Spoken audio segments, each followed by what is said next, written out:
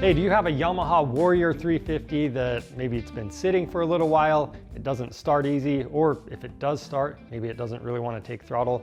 Those are all indicators that you have some clogged jets in your carburetor. Now, you might have a carb that looks like ours. We're leaking fuel externally, and sometimes it can be really bad. If it's just pouring out of the overflow with your gas in the on position, then you probably have a bad needle and seat.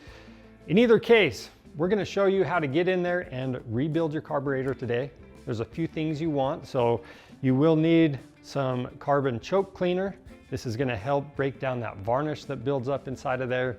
And then we also have our carb rebuild kit. So it's gonna come with all the new rubber parts. It comes with the new jets, things like that. And this one's from Tusk. Other than that, while we're there, there's a few things you don't wanna overlook. So we've got new fuel line that's gonna be going on, and we've got this air cutoff valve. So if you have an issue when you're decelerating and you hear a backfire or after fire from the exhaust, odds are that the air cutoff valve is bad. So these are all the things you want to be looking at. Let's go ahead and take a look at some of the tools we're going to be using.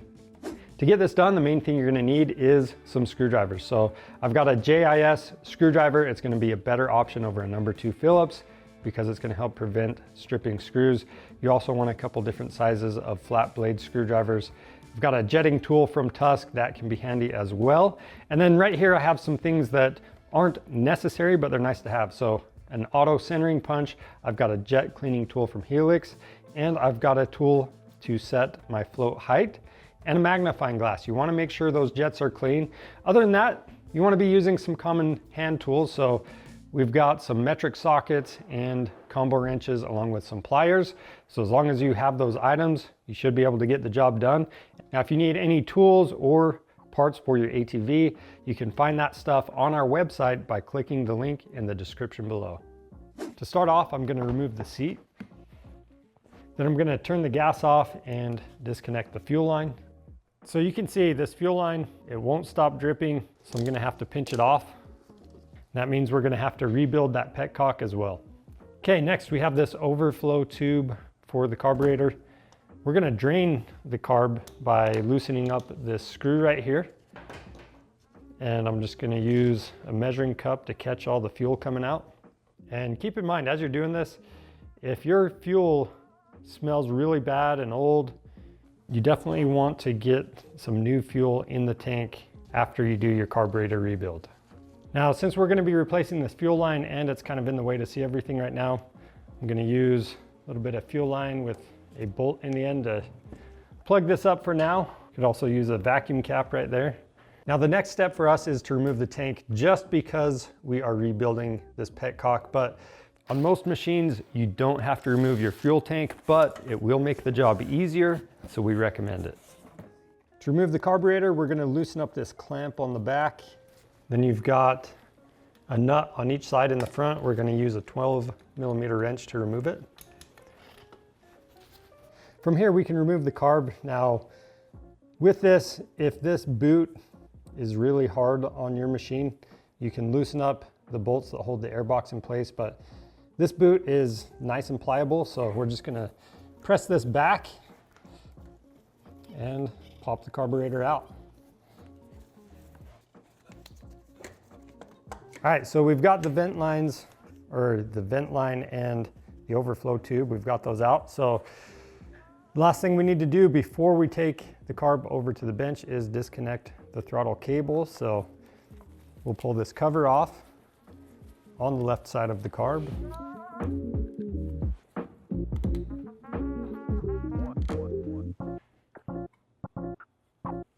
Now, to disconnect the throttle cable from the linkage, you want to open the throttle all the way. And then we're going to use a pick, and we just need to bring that cable around. Actually, I dropped that brass insert, but it's not connected to the cable. So if yours stays on, all you need to do, it'll sit on the cable just like that. Just pull it up and it should come right off. Next, you want to loosen up this jam nut on your adjuster for the throttle cable. And ours was actually loose, but if it's tight, you can use 2 8mm wrenches. We're gonna unscrew that all the way. And then we have this sleeve that sits around the cable. We're gonna pull the cable out with that, just like that. Be aware, on some carburetors, you do have to remove the top cover along with the slide to disconnect the cable. All right, now over at the bench, we need to get this carburetor cleaned up. Before I spray it off, I'm gonna remove these rubber hoses. And then we've got a lot of grime all over this, even though we washed the machine before we took anything off. So I'm just gonna spray it off with a little bit of carb cleaner. Now use some caution when you do that. You don't wanna get the carb cleaner on any rubber parts. I'm just gonna use a soft bristle brush to help clean this up. All right, now on the bottom of the carburetor, we're gonna take a look at the pilot screw. So I'm gonna count how many turns out this is. I'm just gonna put a little mark on the corner here. That way I can get it back into the same position on reassembly. So the standard on these is 2 turns out. So that's where we're gonna go when we put it back together. And as you remove this, there should be a spring. There's gonna be a little washer and an O-ring as well. So you wanna pay attention to that stuff. And I just like to use some safety wire with a little bent end. That can help pull those parts out. We got our O-ring right there. And I see no washer, so I'm gonna double check that in our manual. You can also check the parts fiche as well. After that, I'm going to remove the float bowl. Now underneath this is where you're gonna have most of your issues. So when you take a carburetor apart, you don't necessarily need to take every single piece off. If you're rebuilding it, you can go as far as you want or as far as you need to. So we'll pull this float bowl off, and if it sticks, you can use the side of the screwdriver to tap it off or help break it free. You can see we do have a little bit of green buildup in here. It's not the worst, but also not the best. So if we get that cleaned out, it should run a whole lot better. All right, so inside of here, one of the most common places you're gonna have issues is with your pilot jet. So this tube coming up right here, the pilot jet is down in there, and we're gonna use a flat blade screwdriver to remove it. And the reason you have so many issues with that, it's such a tiny little hole inside of there, it's easy for it to gum up. And to get it out, we're actually using this tool from Tusk. It's a jet kit, or a jet kit tool. And these screwdriver bits just fit really good into the jets so you don't strip them out. There we go. Next, I'm gonna remove the main jet. And even though this orifice, it's gonna be a little bit bigger than the pilot, these are still notorious for clogging up. So pay close attention to this jet as well. And then before I remove the float or the needle and seat assembly, I just want to take a look at it and see how it's working. Make sure that this moves freely, and I'm taking a look at that float height. Now to remove the float, we need to remove this pin right here. And sometimes these have a slight press fit. So if that is really tight, if it doesn't poke right out, one thing you want to do is support that tab so it doesn't break off, and then you can use an auto centering punch to help press that through. This one really wasn't that tight. And I'll pull that pin, pull the float, and that needle is going to come with it. Then this float needle is just going to be sitting on this tab. We'll pull that off. And then this brass seat for the float valve. On some models, that's going to be able to be removed. On other models, it's going to be pressed in. So if you have a little metal plate that covers that up with a screw in it, then you can replace this. But on this one, it's just pressed in. So we're going to move on. And up here at the top, we're going to remove this cover first. And the reason we took the float bowl off first was That's where a lot of your problems are going to be if the ATV has just been sitting. So if you choose just to clean that area out, you can do that, but we do recommend going through the whole thing while you're there. So with this, that cover, we've got a gasket on it, and then we have a screw going through this arm. We need to remove that.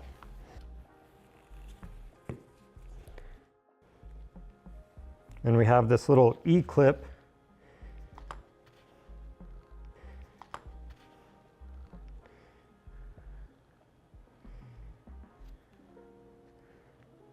I'm going to remove that, and then I'm going to start pulling this throttle arm out. Now with that, we have a little brass insert. You want to go ahead and pull that out if you can.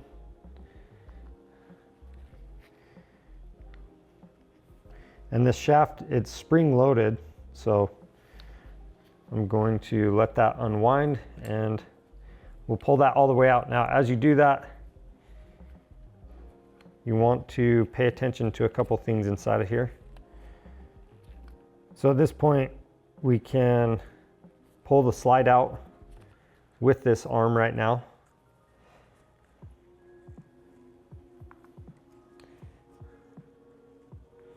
And then we just had this nylon washer sitting towards the outside of this carburetor, or it was towards this spring side of the shaft.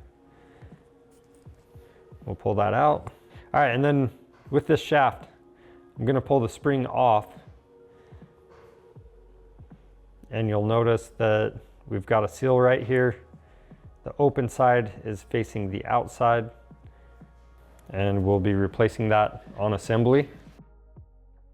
Next, I'm going to remove this plastic insert, but I do want to point out this is not part of a normal rebuild. So this is a last resort. If you've already gone through your carburetor and put it back in your quad and it doesn't run right for some reason, you might have to inspect some O-rings that are on this plastic insert. So to do that, I'm removing 2 screws. And if these O-rings are cracked, brittle, or worn out, you're gonna have to replace the entire carburetor to get it to run right. If you have to go that route, the QA Parts carburetor is a solid option. Now, even if you're not pulling out this plastic insert, I do recommend removing the emulsion tube, which is this brass insert. And you wanna make sure all of the holes on this are free and clear. Now for the air cutoff valve. This is another place you might see a lot of problems. So we're gonna pull the cover off, and all this is doing, it cuts off an air circuit when you shut off the throttle, and it helps with backfiring or after fire. So when you close the throttle, if the machine is backfiring a ton, or if you hear a lot of popping, you might want to look at this. And all that happens is the rubber can break down. So if there's any tears in the rubber, that's probably your issue.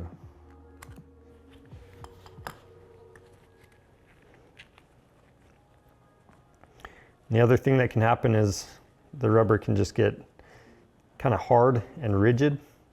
So in either case, you would want to replace it.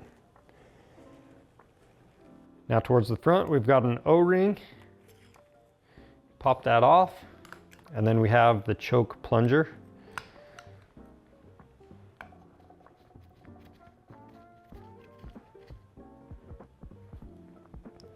All right, so we'll pull that choke plunger out. And that should be as far as we need to go with disassembly. From here, we need to make sure we clean all of the parts up. Now, one last thing before I start cleaning everything, I do want to point out the needle on this slide. It has a little buildup right there. We could just wipe it off, but I do want to check the position on this clip. So if you want to check that out, you'll just take these 2 screws out of the top. All right, now to clean the float bowl, we're going to remove that gasket. We have a little jet right here. I'm going to use a flat blade screwdriver to remove it.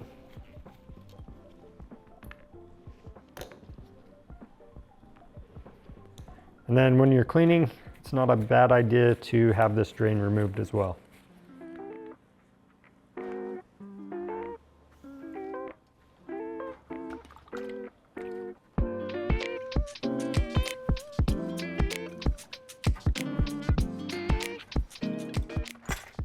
All right, so we did use the ultrasonic on our carburetor parts, but again, if you're using the carburetor cleaner, you want to go through each passageway. So we're going to start in the back. We're going to start with the air bleed. And typically things on the upper half of the carburetor, they're usually not gummed up like the float bowl area, but you still want to make sure the passageways are clear. Okay, and then we've got this little jet for the accelerator pump. We're going to spray through that and make sure it comes through this brass fitting. Then we've got that fuel inlet. Going to make sure that seat is clean as well. Okay, now moving on to the pilot circuit. We're going to spray up this hole right here, and then I'm going to hold that butterfly valve open. And there's 3 little holes we're going to make sure that we see fluid coming out of. And you can see it was still coming out that 4th hole. So we're going to move up 1 more hole. That's where the pilot screw goes. And we can see that is free and clear. Okay, then we've got this choke plunger area. Spray that out, make sure that this cutout in the top of the carb, make sure that's clear. So that's spraying clean. All the way down at the end, you've got a passageway, and that passageway is going to go all the way. There's a little rail in the side, so we want to make sure we have fluid coming all the way out down there. So we know that's clear, that's good. You'll notice there's a little passageway right here. So that's going to go to the air cutoff area. So I'm just going to spray down that. That one's clear. And then just make sure the body is clean in general. And we'll move on to the float bowl. All right, for the float bowl, we have a couple of passageways we want to make sure that are clean. So first thing, I did reinstall that drain screw, and then you can use some gas or solvent to check and make sure the accelerator pump is working. So as I press that plunger, you should see some fluid come through this brass fitting right here. So with that fluid coming through, ours is working good. But I do want to point out that right here at the bottom of this float bowl, there's a little plunger. So if this is stuck, you're not going to be getting fluid into this area. So pay attention to that. But again, ours is looking good. So on the other side, you have this area we took that little jet out of, and that's going to control the fuel flow to the enrichener circuit over here. So just make sure that area is clean as well. And then if you have any gunk or goo, make sure you get it cleaned out, and make sure this overflow tube is clean as well. So we're just going to spray through that, and it should come out that brass fitting at the bottom. The next thing we need to do is clean up our jets. Some rebuild kits come with new jets, and as long as the numbers match up, you can just throw the new ones in, and that's going to simplify the job. But if you have different jets, you might want to clean them out. So there's a few different ways to do that. You can see we have some green buildup on this. A lot of times that green buildup will get right down in the hole. So if it's completely blocked off, one thing you can do to help free things up, you can use an old throttle cable, old clutch cable, something like that, and then undo these wire strands, and you can use that to help clean out that hole. Or they actually make a tool for this. So this is from Helix. It's a jet cleaner. If you use this, you want to be careful because you can make the hole a different size with this kit, and you want to avoid that. The idea with this is just to gently clean out the hole and make sure there's no buildup inside of there. But if you ream this out, again, it will make that bigger. So there's a couple options for you. And then of course, when you clean them out, you want to use a little bit of carb cleaner. Make sure it's nice and clear. All right, so once you've cleaned this thing out, you always want to make sure it is completely clean. You don't want any boogers down in that hole, and a magnifying glass can help you out. So this one's looking good. If you have any kind of buildup in there, just repeat those steps until the jet does come clean. We're gonna go ahead and do that same process for our other jets.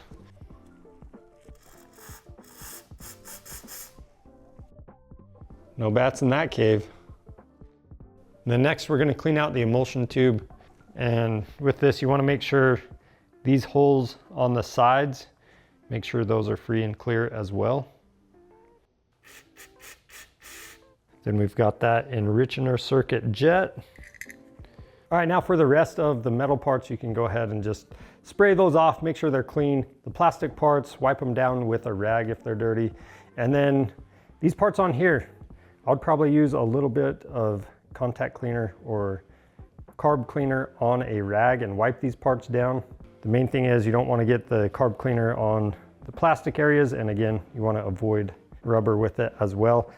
So this needle right here, sometimes you'll get a little bit of gunk built up on that. So make sure this is perfectly clean and not scratched up. If these are really worn, you'll see a flat spot on them. So if that's the case, you want to get it replaced. Now for the float valve itself, you want to take a look at the rubber tip. If that's dirty, again, make sure it's wiped off. A lot of times there's going to be a little ring worn into that. So if you can see that ring and there's a little step on it, again, you'll want to make sure you replace this part. And then right on top, you've got a button. It's spring loaded. Make sure that's working correctly. That's looking good. These can get a lot of green film on them, on these floats. So you can wipe that off, and then you've got that pivot pin, make sure that's clean, and your choke plunger. All right, now for assembly. This plastic insert, we're gonna take a look at this. And again, I only recommend taking this out if you couldn't get your machine to run right, and maybe you think you had air or fuel leaking past one of these O-rings. So with that, go ahead and look at the O-rings, make sure they're not cracked or damaged. If they look okay, you can put a little bit of silicone grease on there and get this reinstalled. Now, I've also laid out my rebuild kit in order right here, and all the parts I'm not gonna be reusing, I put on this right side. Okay, so if you had this insert out, make sure the hole faces the back of the carburetor. And we got the 2 screws going into the top of that. Just keep in mind you're going into plastic, so don't crank them down too tight. All right, now for the emulsion tube, you can see there's that flat edge on this plastic insert. So as you slide this in from the top, make sure you have the flat edge of the brass lined up with that so it sits down all the way in there. And then just so that stays in place, I'm going to go ahead and put that washer on down there. I'm going to go ahead and screw the main jet in. Next, we're going to install our pilot jet.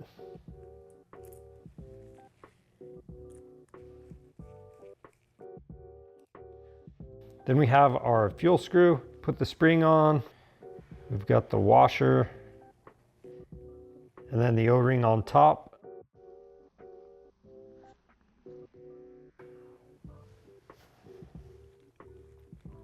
And then I'll thread that in until it lightly seats and then back it off 2 full turns.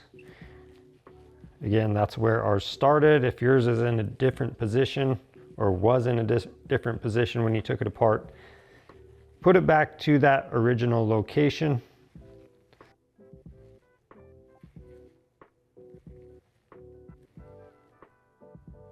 Now we're going to hook the needle onto the float. Drop that into place. Reinstall that pin. And that one slid right in, but again, if yours has a slight press fit, you can use one of these punches to help get that all the way down into place. Just make sure you support that tang right there. Now, as far as float height goes, I don't recommend messing with anything unless you're having some issues. So if the needle and seat, if they're in good condition and you still have fuel coming out of the overflow, you might want to look into the float height, and you can check your manual or your model specific service manual for that. Now moving on, we're going to take a look at the float bowl. Now down in the float bowl, we had that jet for the enricher circuit. You're gonna have to press this down the bowl where that gasket sits. It has these little bumps to help the gasket stay there. Then we're going to install the float bowl onto the carburetor body. Just make sure that gasket stays in place when you do this. Line up your brass fittings as well. Then we have our 4 new float bowl screws that came in the kit. We'll tighten those down.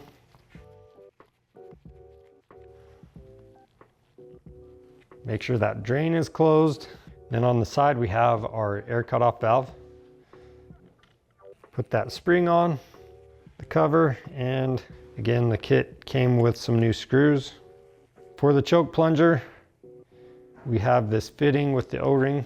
I'm going to replace that with the O-ring that came in the kit.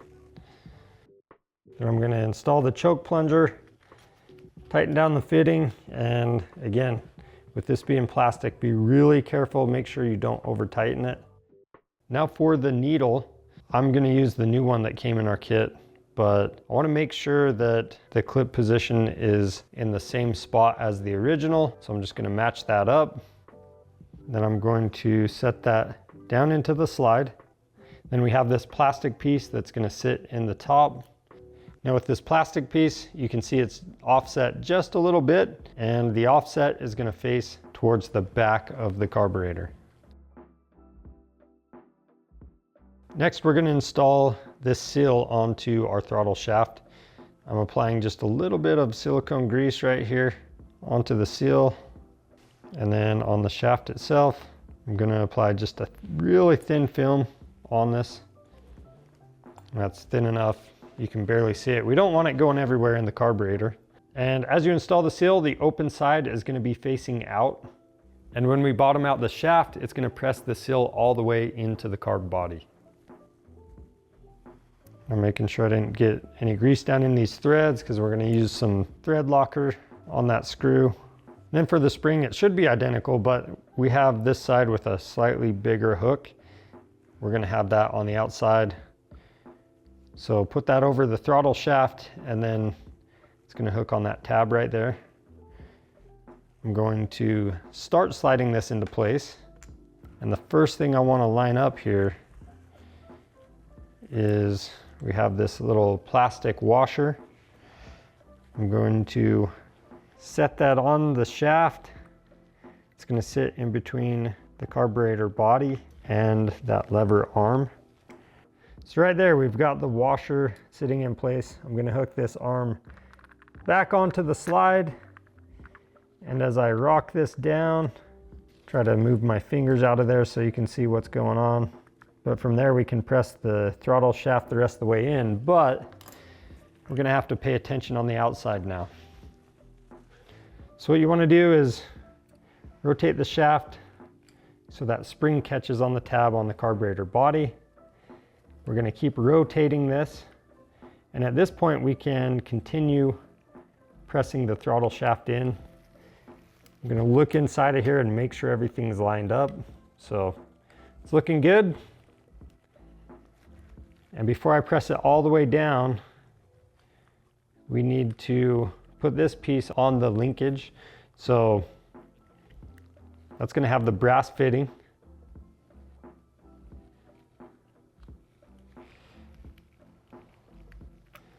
Then I'll rotate that just a little bit and press the throttle shaft all the way in. And now we can reinstall that E-clip.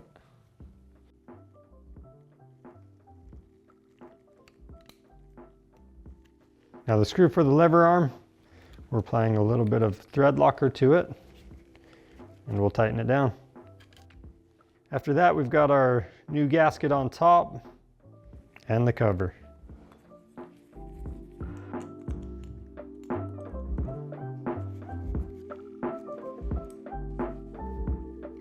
We've got a new O-ring going on the front as well, and then we can reinstall our vent tubes. There we have it. Now we can take this back over to the ATV and get it installed. And then I find it a little bit easier to work the carb in going back and then working it forward. So going into that intake boot. We'll go forward and line up the 2 studs. Make sure the O-ring stays in place and install the 2 nuts. Once you have those tightened down, you'll go to the back of the carb and make sure that that intake boot is all the way on and tighten down the clamp. And then for us, now we need to install our throttle cable. So with this, we're just gonna route it down. We've got this brass fitting. The larger cutout is gonna go towards the bottom. We're going over the cable. Set that in place. You wanna rotate or pull the throttle up just a little bit so you can get the cable on. Then release it. And from here we can make our adjustments. So we're just gonna thread this out until we have the correct free play for our throttle. After that, make sure you got your hoses routed correctly, and we are going to install this cover. Make sure that O-ring is in good condition.